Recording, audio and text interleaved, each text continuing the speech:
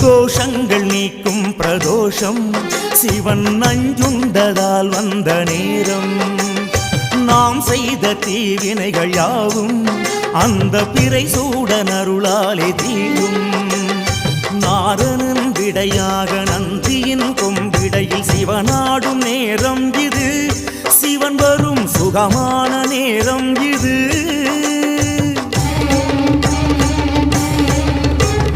கருணாகரன் சுத்த சிவமானவன் கருணை பொழிகின்ற நேரம் இது வரம் தருகின்ற நேரம் இது நந்தீஸ்வர